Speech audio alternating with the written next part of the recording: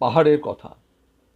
লেখকের নাম জানি না, কবির নামও জানি না, কিন্তু এত সুন্দর লেখনী, আমি তাকে ধন্যবাদ জানাচ্ছি।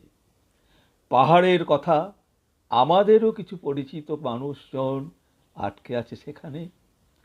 পাহাড় কোনো দিন কাউকে ডাকে না, পাহাড় কোনো দিন কাউকে ডাকেনি, তবু সবাই ছুটে আসে তার বুকে। কেউ সেলফির হাসি নিয়ে, কেউ নিঃশ্বাসের খোঁজে, কেউ আবার স্বপ্ন নিয়ে ঘর বানায় তার ঢালে ঢালে। সে কিছু বলে না, নীরব পাথরের মতো দাঁড়িয়ে থাকে। মেঘে ঢাকে মুখ, কুয়াশায় লুকোয় কান্না, তবু কেউ বোঝে না এই নীরবতা এক রাস অভিমান। আপনি এলেন, তার গায়ে কেটে বানালেন রাস্তা, বনের গাছ তুলে ফেললেন শীতের আগুনে, তার নদীর জলে ফেললেন প্লাস্টিকের রঙিন পাপড়ি। তবু পাহাড় বলল, আসুন, অতিথি দেব ভাব।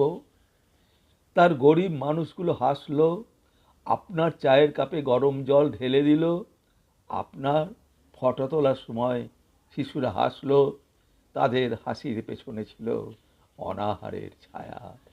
তারপর একদিন আকাশ ভেঙে পড়ল, বৃষ্টি নামলো অবিরাম, তিস্তা গর্জে উঠল। পাহাড় এবার কথা বলল না, শুধু সব কিছু ফিরিয়ে নিল নিজের আঁচলে। ভেসে গেল ঘর, দোকান, স্মৃতি। আপনার সেই প্রিয় গেটওয়ে হয়ে উঠল একটা খবরের হেডলাইন মাত্র। আপনি স্ক্রল করে চলে গেলেন পরের রিলে, মাউন্টেন্স কলিং লিখে দিলেন আবারও।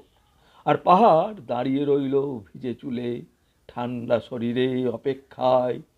হয়তো কেউ একদিন বুঝবে, পাহাড় কাউকে ডাকে না, আমরাই ওর ঘুম ভাঙাতে যাই নিজেদের নিঃশব্দ ধ্বংসের পথে।